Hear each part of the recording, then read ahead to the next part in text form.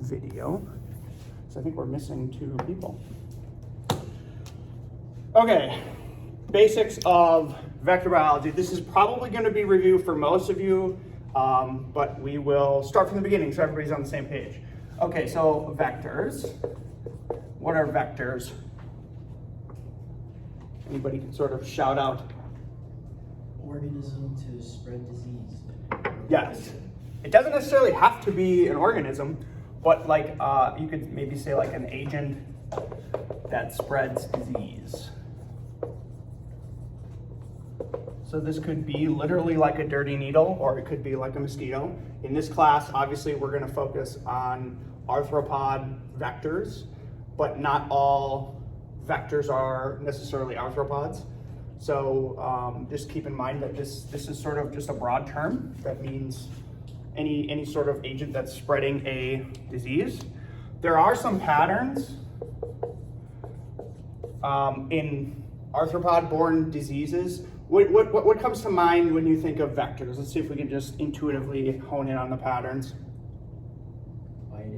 Biting, okay. So they're biting, and why are they biting? What are they eating? Us. They're not eating us? That'd be like sarcophagus, like flesh flies would be like eating us. What do you mean by eating us? They're going for our nutrients inside us. So what are they eating? Blood. Okay, so the word is hematophagy, oh my God. Hematophagus. I know what I'm talking about. They're essentially like, most of the arthropod vectors, most of them are, the reason that they're vectoring a disease is because they're biting a creature, they're taking up its blood. In the blood are some kind of a pathogen, and that's getting in the system. So in many senses, this is one biological pattern that is pretty consistent amongst vectors. They eat blood. Or if you're on the plant side, guess what they're eating? Xylem. Yeah, like the plant blood, essentially. I'm not a plant person, but yeah, it's like essentially like plant blood. So that's the gist. They're sucking in the bodily fluids of these organisms. And this means you do see evolutionarily consistent patterns. For example, how would you describe the mouth part of an insect that has to bite into a plant's? Chewing. Oh, you're talking about, okay. Really though? That's what you think of immediately? Chewing mouth parts? Piercing? Yeah, I think of like piercing mouth parts, like true bugs, like hemipterans. Thrips have like the chewing. Thrips are the chewing? Yeah. Okay. So it's good that we have some plant people, and it's good that we have some vet people. When I think of it, I'm always thinking of like a sharp needle that will like pierce. So like a mosquito is gonna look like this. Hemipterans will look like this. Their hemipterans are like the bugs, like kissing bugs. But we do have vectors that are chewing mouth parts. Fleas, I think, there are many fleas that have chewing mouth parts. I think it's like chewing and sucking. What did you say? What? Tabanids. Tabanids, yeah. Those are, we'll have an actual lecture on mouth parts. Those are actually like, they're like razor blades where they will like slash you. We'll cover that in the next lecture. But so essentially like, my point is you will see sort of consistently evolved patterns in the mouth parts of these creatures that have to consume the blood. And there's various mechanisms of how they get the blood. One is they take this needle and they stick it in and suck it up. Another one is they might chew up your skin, or another one is like the telmophages, like the tabanids, which will have like razor blades that will like slash your skin. So we'll cover that more later. But essentially, like, yes, they have to evolve a mechanism to get through the skin to get your blood. Although not all vectors are eating your blood. So keep that in mind. Okay, let's see. Another consistent thing is that there's typically, probably like, again, it's pointless for me to pick a number, but maybe like 95% of the time. 95% of the time, when something is spreading a disease, there's always 2 events. So like 2 blood meals. Why is that?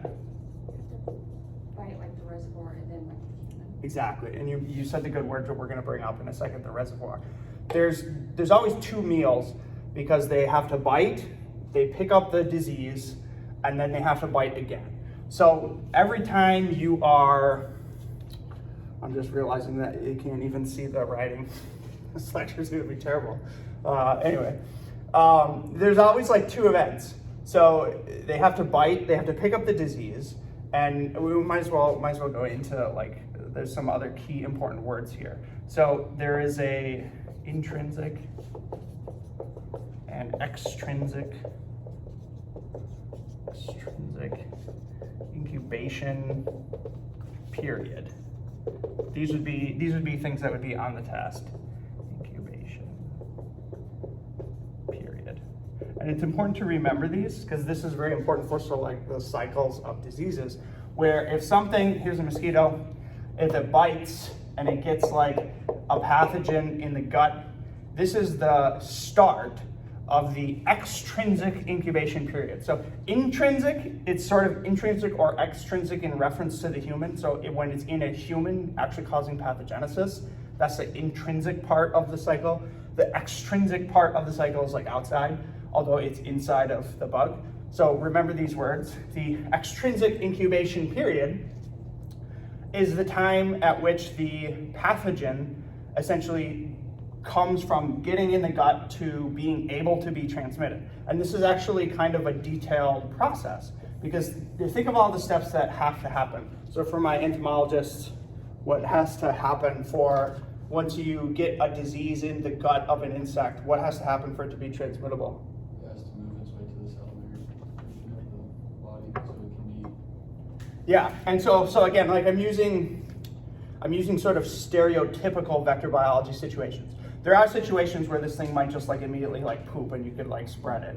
But for the most part, the stereotypical extrinsic cycle is a mosquito or something, some arthropod will pick up a meal that has a pathogen inside of it. And the first step is it has to get through the midgut. So it has to essentially like infect the insect, get through the midgut layer, and in that layer there is a layer of cells, right? That's the epithelial cells. And then there's a wall, it's like the basal lamina that's separating the lumen from the body of the insect. And the pathogens have to actually like get through this, and that takes a little bit of time. Then once they get through that, where are they? Midgut? Yeah, well, no, they start in the midgut. Oh, They the get hemocell. What? Yeah, the hemolymph. So then they get into the hemolymph. That's like the blood of the bug. So insects sort of have circulatory systems. They essentially have like a heart that will like squeeze things and put pressure. And then the hemolymph sort of just like squirts throughout the body. So if a pathogen gets into the hemolymph system, now it's systemic. It's able to spread throughout the whole body of the insect.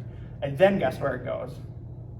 Salivary glands. Then it's typically going to the salivary glands, or if you are a filarial worm, sometimes they're going straight to the mouthparts, okay? And so in some situations, the pathogen is infecting the salivary glands and it's actually being excreted into the saliva and spit out into the wound in the next second blood meal, or in other cases, it's coming through directly, like it's infecting the mouthparts.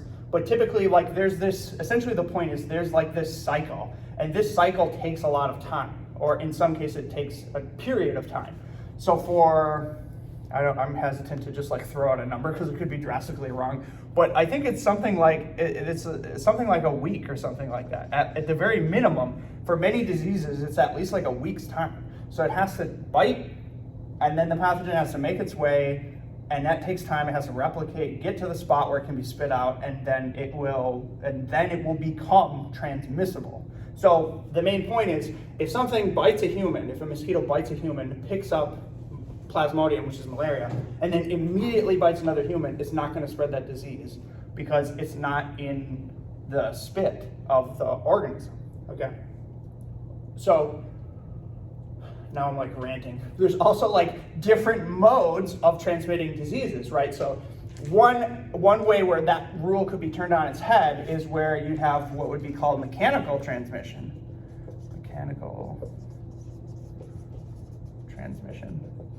Mechanical transmission would be where if there was a situation where, what are famous for this?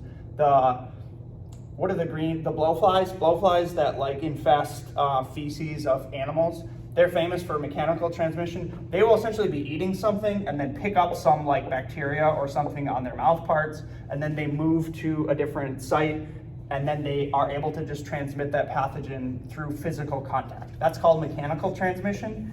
That's a separate process from this process where there's this extrinsic incubation period. So keep in mind, some diseases sort of like follow this, mechanical transmission, and other diseases sort of follow this, where they have to actually like infect the organism.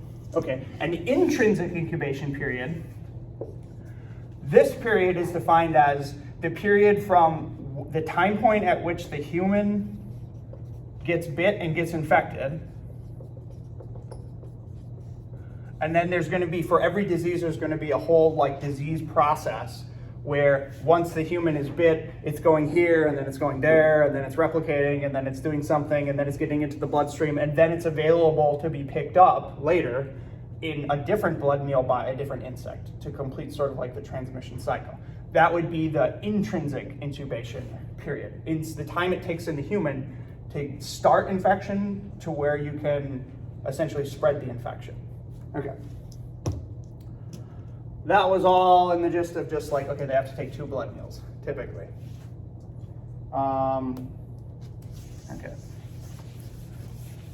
Just to clarify some nomenclature, I don't care about it, but it makes some people mad if you say quote unquote vector as a verb.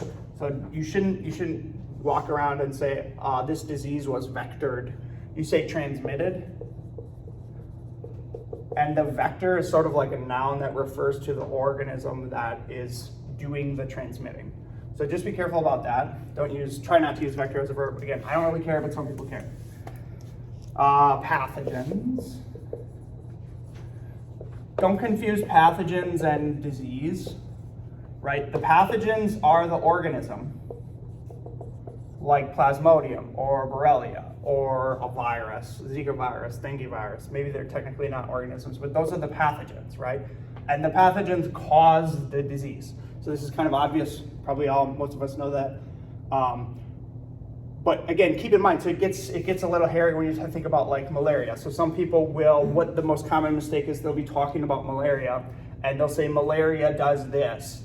And no, it's not malaria doing that, it's Plasmodium that does this, the pathogen.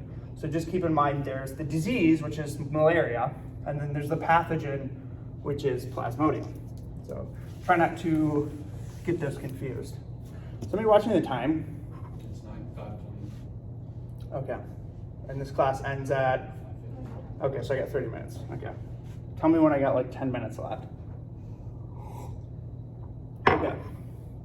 So what I'm doing in this first lecture is I'm throwing out the keywords. And the keywords are then going to be the words that recur throughout the rest of the class. Okay, so zoonoses. What's that? So we can get a disease from an animal. Yes. So a zoonosis is a disease that humans can get from, it's like a spillover event from animals. So this is a common worry if you're like doing a bunch of agriculture, growing a bunch of animals. They always worry about like the swine flus and things like that. This is a word that will come up a lot in vector biology because a lot of the vector-borne diseases are zoonoses. But being a zoonosis or a zoonosis or a disease, whatever that can cross over, that doesn't necessarily mean that you're transmitted by an arthropod vector. So there are cases where a mosquito, for like instance West Nile virus, that's a zoonosis because a mosquito will bite a bird, pick up the virus, and then bite a human, and it's a crossover event.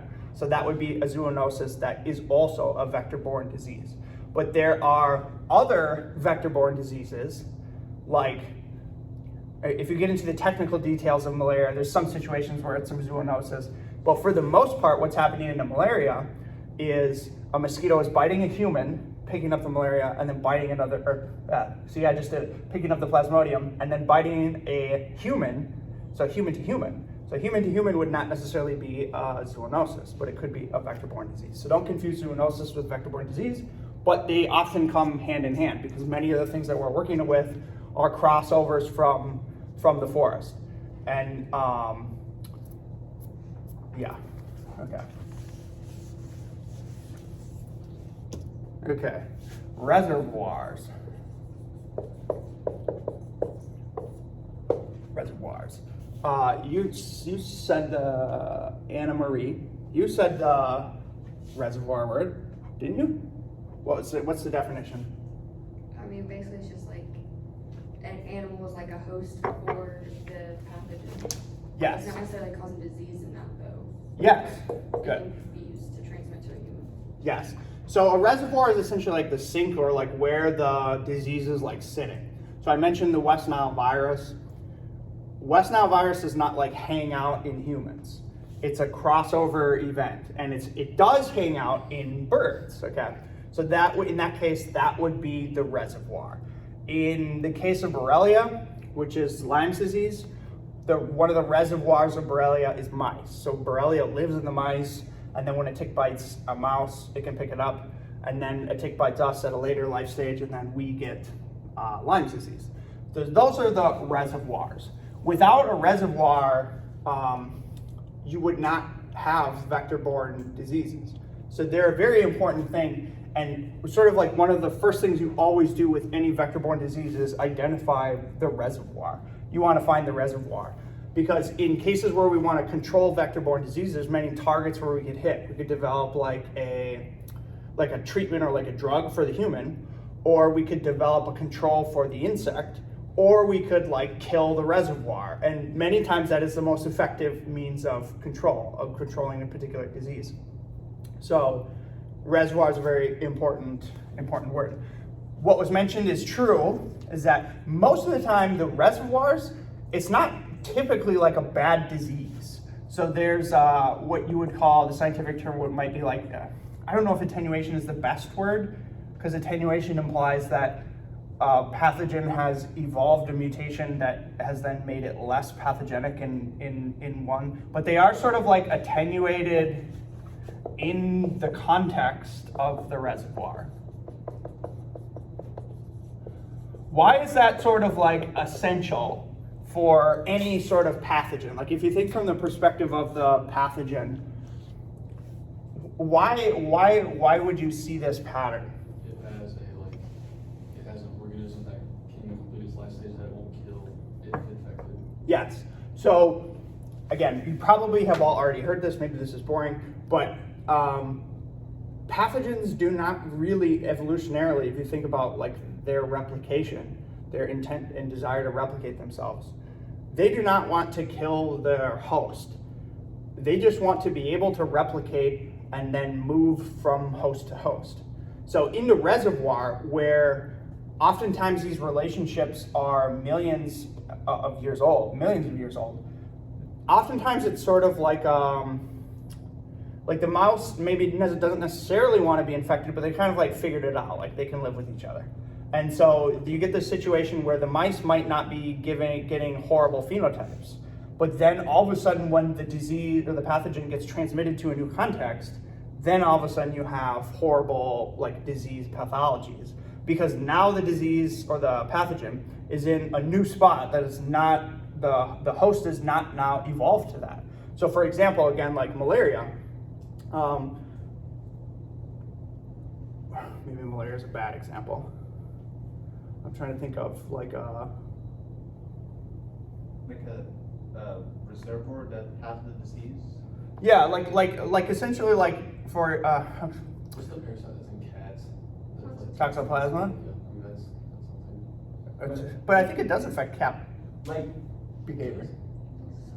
usually for like convention, like the reservoir has a mild disease. Yeah, a mild, yeah. Mild disease in comparison with the non-reservoir, but Yeah. because like for example in bats, rabies. Yes. The vampire bat, that is Modus rotutus, is considered a reservoir, at least in Latin America. So I know that in North America are the skunks and other mammals, but even bats, they develop rabies and they die by rabies. They die by Things like they have like this pre-patent period that is longer, in which they become infected and develop the disease, but the disease end up killing them. It They does have kill the them in the prevalent end. form of the neurological disease. Okay, so that would not be the best example of what I'm telling you happens.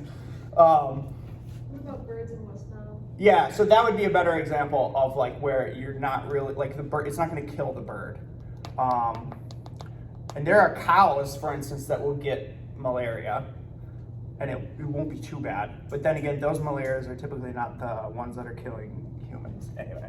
But you get the point. Like the point, the take-home point is that the pathogen does not want to kill the reservoir. If it doesn't have to, it really just wants to move to the next host and continue to replicate itself. So if it can sort of decrease the pathology, that's a good situation. And oftentimes when you have the crossover, that's when you get real bad pathologies because you don't have organisms that are sort of used to each other. I was gonna say, in a situation where there's a tick that has like Lyme disease, and then the tick is on a deer. So ticks don't get Lyme disease, they get Borrelia. Okay, what's the one that makes you like allergic to red meat when you get bit? Oh, that's like it's like a sugar, I think, that they get. Like it's this weird sugar, and then you expose it to a human, and then they get like an allergic reaction to that weird sugar. I think it's something like that. You're putting me on the spot. I didn't try. But what about that? Is the deer the reservoir there, or the tick still the reservoir for the? In that case, I don't think that's not that sort of like pathology. I don't think that's a disease in the sense of it's not picking up a pathogen and then transmitting a pathogen, and then because you get a pathogen, you're now like allergic to red meat.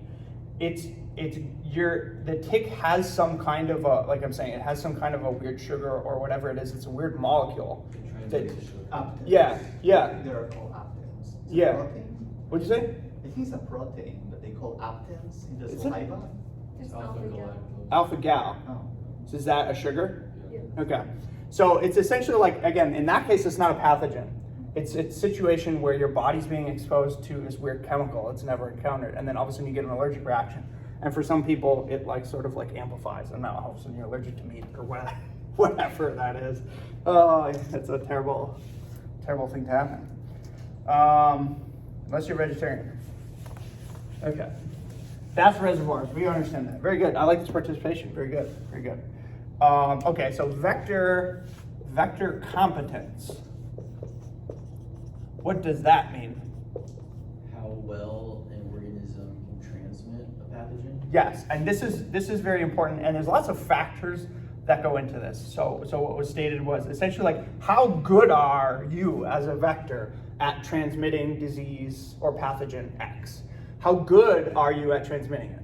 And a lot of things that can go into that. So for example, if you had a faster extrinsic incubation period, you would have higher vector competence because you would be more quickly able to transmit the disease. Another thing that goes into this is overlap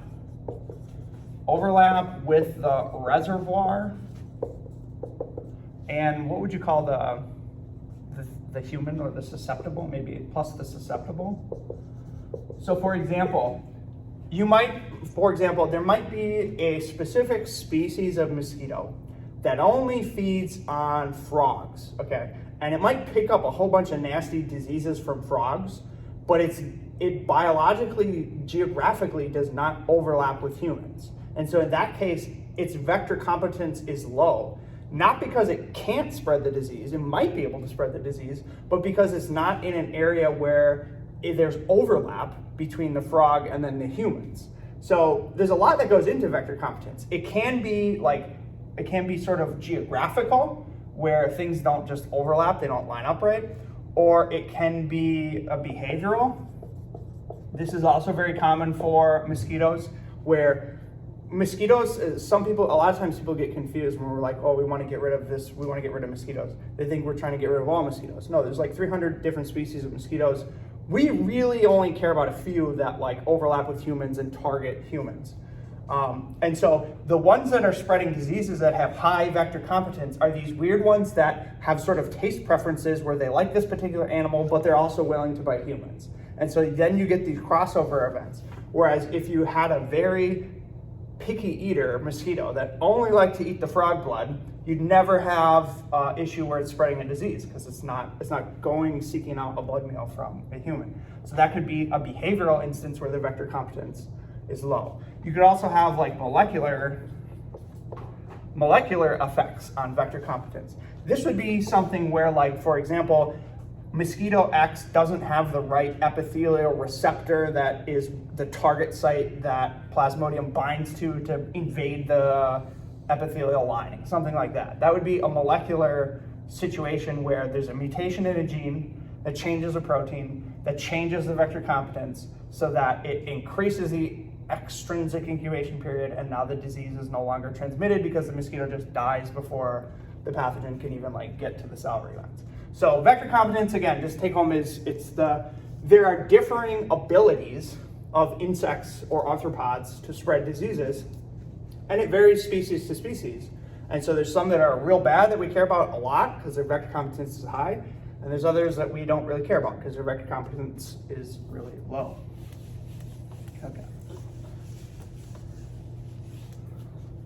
Okay, this is easy. Endemic.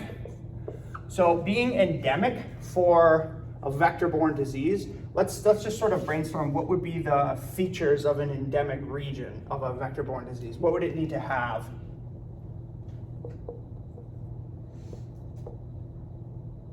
The entire, like, you need the vector, the host. Yes, exactly. You need the vector. Let's define the host as like the thing that gets infected. We'll call that the susceptible. Basically, like, there's needed, depends on the pathogen, but they need like the sylvatic and the urban cycle. Yes. So it's essentially, like, the point is for a disease to be endemic. Endemic means that it's in an area and it just sort of like sits in that area and it's not going away. Okay. These things all need to be like in place. They need to overlap, where you have a constant sort of sink for the disease, the pathogen. Yeah, I do that every time too. A constant sink for the pathogen where it's just like sitting. You need the vector where it can pick that up, and then you need the host. And then in that case, you'd have a situation where like a disease is endemic. Or you might talk about perhaps situations where a disease might be endemic in some particular region in the jungle, but maybe it's not like spilling out into humans. But the interesting thing about vector-borne diseases is most vector-borne diseases are epidemic. What is epidemic? What is an epidemic disease? Well, it becomes widespread. It means it like explodes for like a period of time and then maybe it goes away. And maybe you don't see it for like another 50, 100 years. And then it explodes again. So an epidemic, again, like if you think of like the bubonic plague or like the Black Death, that's the famous example of a vector-borne disease that is epidemic. Malaria is also epidemic. Okay, so just keep in mind that many of these diseases, one of the reasons we study them and one of the reasons why we're very concerned about these things is because they tend to explode. And you can imagine why this is so. For example, if you have, say, for example, when the United States was importing African slaves in the early, 1700s, late 1600s, there were famous epidemics of malaria. And that's because all of a sudden you are changing a population and you're increasing the percent of individuals that are infected. So if you're bringing people from far away and they have these pathogens in their body, and then all of a sudden the population changes, and now there's like a high percent of humans that are carrying a pathogen, whatever it is, pathogen X, now all of a sudden, how is it more or less likely for that disease to be transmitted? It's more likely. And this is a positive feedback loop where if the disease gets is more likely to get transmitted, then essentially it's gonna explode through the population until everybody's been infected, and then eventually people will develop immunity, and you'll get these boom and bust cycles. So my point is, there are situations where vector-borne diseases are endemic. Like, we think of dengue as being endemic in certain regions of South America, and that means like here it's always sort of like around. But in many cases, also too, vector-borne diseases go through these epidemic cycles where they explode and then they disappear.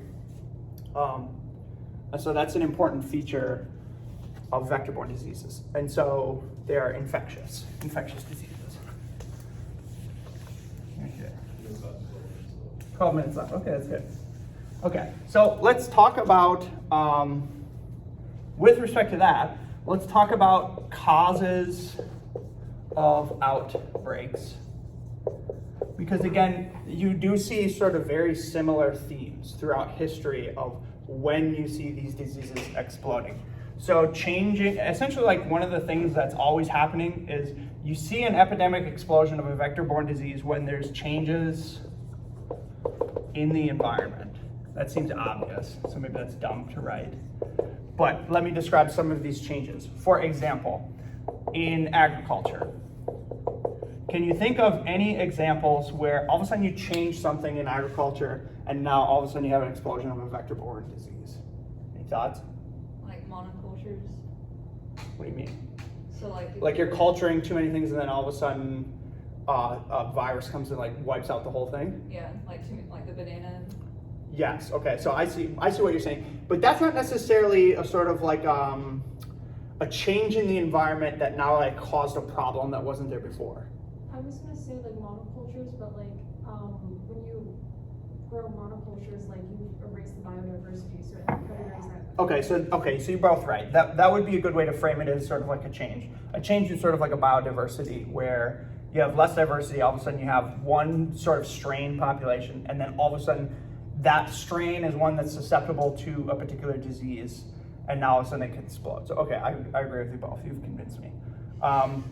I guess what I was envisioning in my mind is like, what are things that humans are doing physically to the environment in agricultural situations? So for livestock, like confining like high density feed operations or something. Yeah, so confined, high density, that's definitely going to be an issue. The famous example for VB, for vector biology, is cultivation of rice.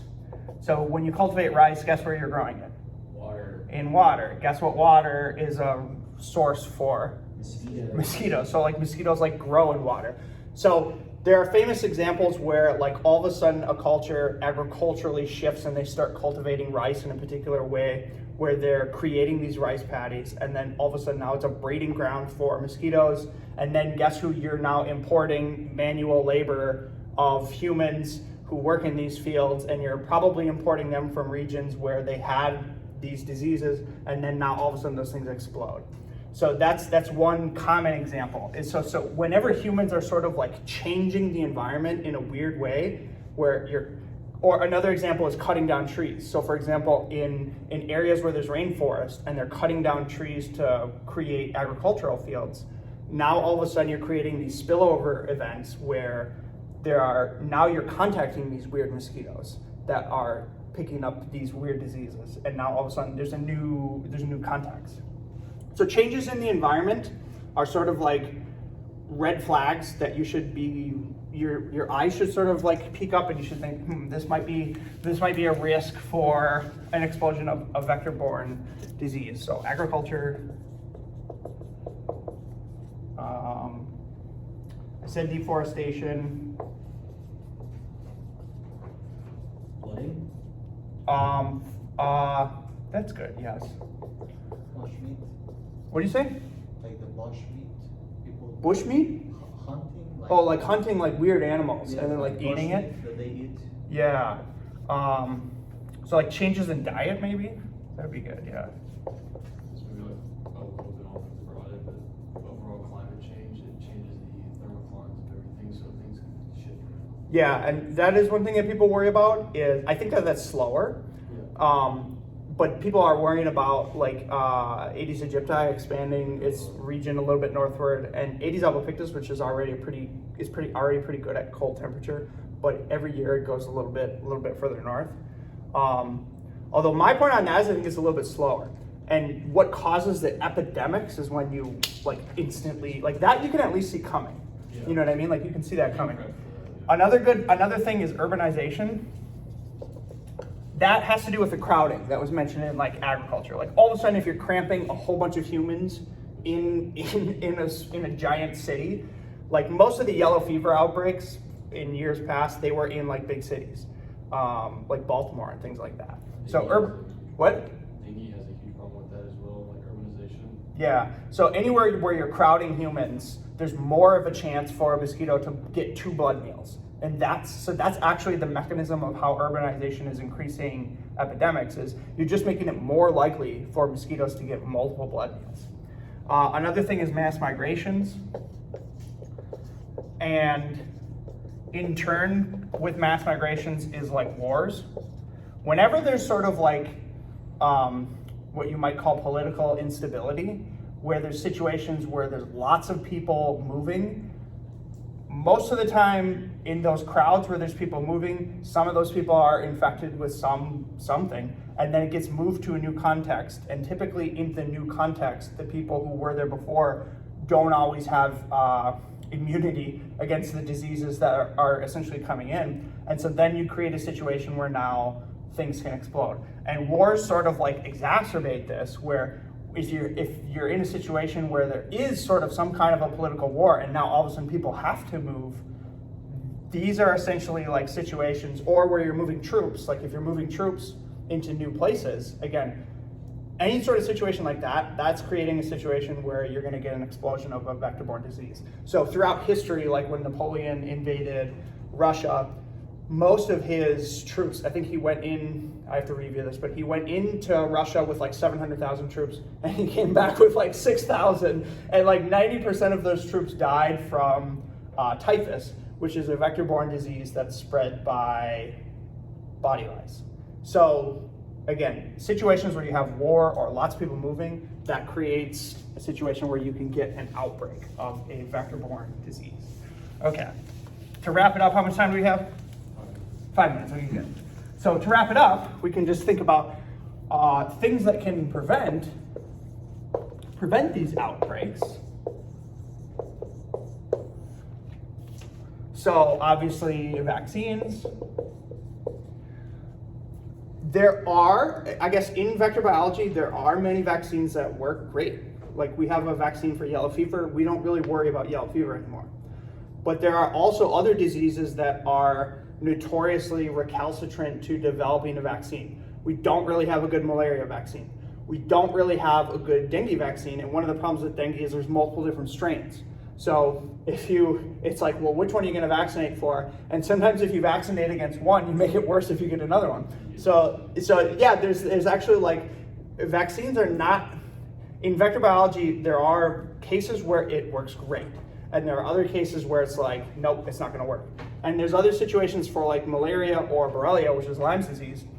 As soon as you make a vaccine to that organism, which is a living, like replicating organism, typically those vaccines recognize the outer surface of the creature.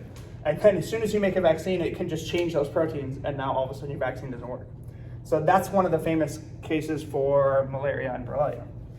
So sometimes vaccines work, sometimes they don't. Infrastructure. This is one of the main reasons why I think of how to say it. We don't really worry about vector-borne diseases too much in the United States. And one of the reasons is because people are always living in air-conditioned houses with windows. It's as simple as that. Like, you're not exposed to as many mosquito bites. Whereas if you're living in a hot climate and you don't have windows and you're like just sleeping in the open air, all night long mosquitoes are coming in and out and biting you. And so it can be just as simple as a change in infrastructure can help essentially like completely eliminate the spread of a particular disease. Let's let's see. Monitoring can help. So in many cases, there are, what would you call it? Public health. Like there are public health efforts where in many states they have, some states don't, but in many states they have sort of like a public health department that will go around and sample the mosquitoes, and if they find a particular region that has a whole bunch of like West Nile virus, they will go to that region and then treat with insecticides or whatever to sort of clamp down on that before it gets bad. So monitoring can help, and that could be just as simple as sampling some of the vectors, seeing if they have the diseases and where they're spreading to and what percent infections you're seeing. And then now recently there have been more and more genetic modification of organisms and essentially like modifications of vectors, vector modification, called vector mods. Vector mods, which we will talk about a lot, is the idea of, okay, well, let's change the vector in a way where it can't spread the disease, and so we can kind of live with it. That is a lot, there's a lot of work going into that. And then obviously vector control, which is if you know the particular organism, the vector, and you know a lot about its biology, there are ways in which you can target that organism to get rid of it and suppress the population. Any questions? Yes. Yeah. Is the use of sterile insects the GMO vector mods, or is that vector control? So we will have, I love sterile insect techniques, so we will have a whole bunch of lectures on that, or maybe 2 or 3. You can do it either way. There are GMO sterile insect technique applications, and then there are non-GMO sterile insect techniques. Is Wolbachia non-GMO? Wolbachia is considered non-GMO, but that's considered a biological control. And so it's kind of like in between. And then there's genetic modification where you insert some transgene to get the sterility. And then there's also like classical radioactivity where you like expose them to radiation and then they sterilize them. We'll talk about all that in the future lectures. I cover that in detail because I care about that a lot. Any other questions? Okay, so good first lecture. Okay, let's end there. Next lecture will be mouthparts. That'll be on Friday. And then on Monday, we're gonna discuss a paper. So on Monday, make sure you have downloaded the paper on the Canvas page and read it, and then we'll try to discuss that paper. It's a paper on mosquito saliva proteins. Good? All right.